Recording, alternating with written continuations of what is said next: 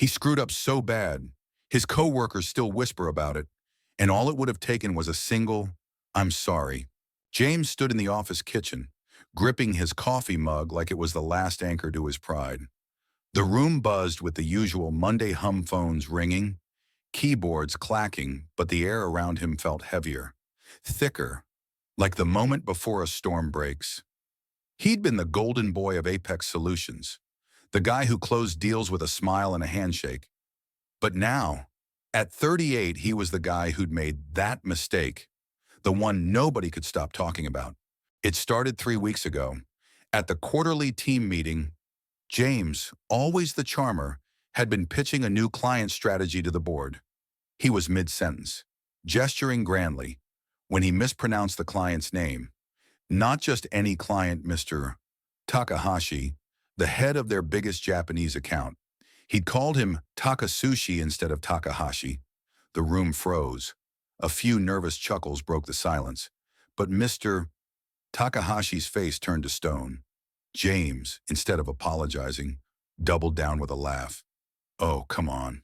Close enough." "Right." The room didn't laugh back. By the next day, the client had sent a formal complaint. James's boss, Linda, a no-nonsense woman with a knack for damage control, called him into her office. "Fix this." "James," she'd said, her voice sharp but calm.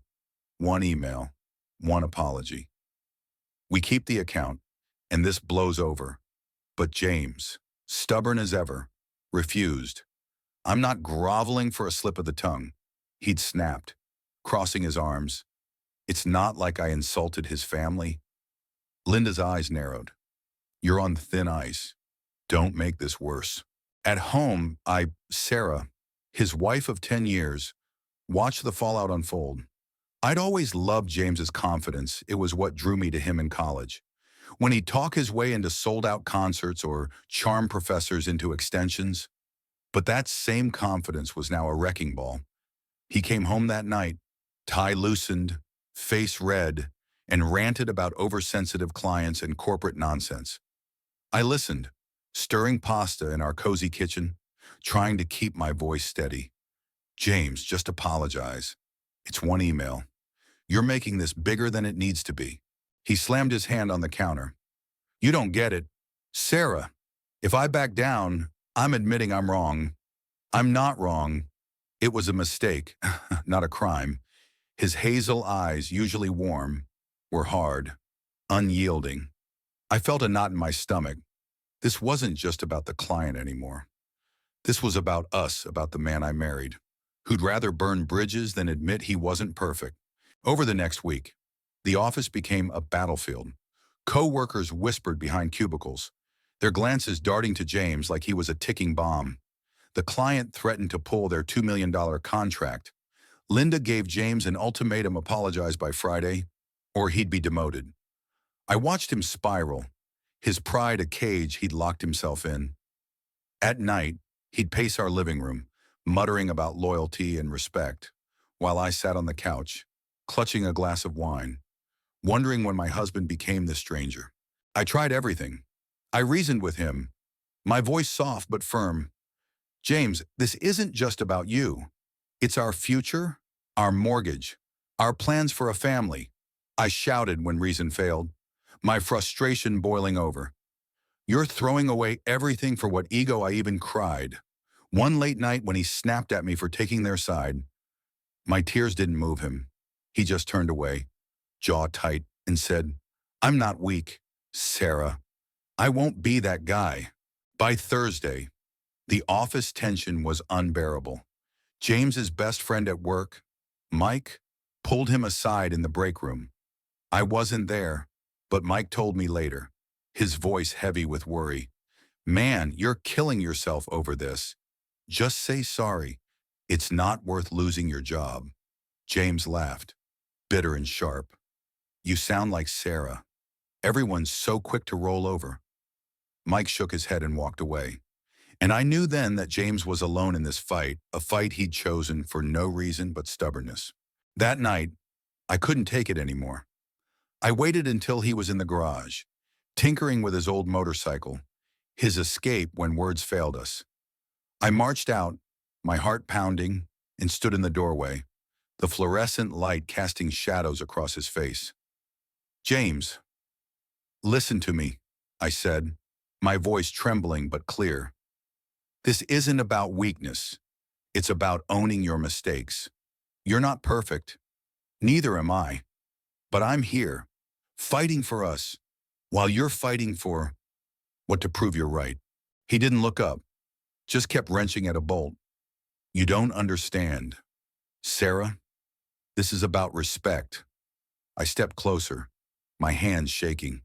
No, it's about pride, and it's tearing us apart. For the first time, he stopped, his hands still, and looked at me.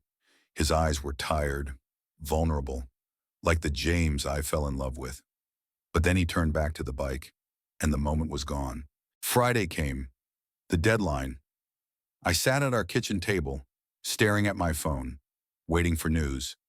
James left for work without a word, his face a mask of defiance. At 3 p.m., my phone buzzed. It was Mike. He didn't do it. Sarah, Linda demoted him. He's in the parking lot, just sitting in his car. My heart sank. I grabbed my keys and drove to the office, my mind racing. What do you say to a man who's chosen his pride over his future, over us? I found him in the lot, leaning against his car, staring at the horizon. The man I loved looked smaller, somehow, like the weight of his choices had finally settled on his shoulders. I walked up, my voice soft but steady. James, why couldn't you just say sorry? He didn't meet my eyes because I'm not that guy. Sarah, I'm not the one who begs. I felt tears sting my eyes, but I held them back. You're not begging. You're being human. And right now, you're choosing to be alone. For a moment, silence hung between us, heavy and raw. Then he spoke, his voice barely a whisper. What if I lose you, too? It was the first crack in his armor, the first time he'd admitted he might be wrong. I reached for his hand, my heart aching. You won't lose me, but you have to choose us over your pride. You have to try. The next morning, James sat at his laptop, typing slowly. I watched from the doorway, holding my breath. He wrote the email to Mr. Takahashi, a simple, sincere apology. I was wrong. He wrote, I disrespected you, and I'm sorry. He hit send, and I saw his shoulders slump, not with defeat, but with relief. It wasn't about weakness. It was about courage, the kind that comes from facing yourself. The client didn't pull the contract.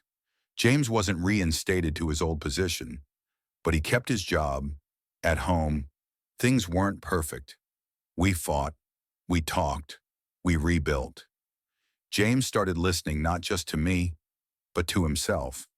He wasn't the golden boy anymore, but he was something better, a man learning to be human. This story isn't just about James's mistake. It's about the battles we all fight between pride and humility, between fear and growth. It's about the courage to say I'm sorry when it matters most. What do you think was James' right to hold his ground for so long? Or was his refusal a mistake from the start? Share your thoughts. Where do you draw the line between standing up for yourself and owning your wrongs?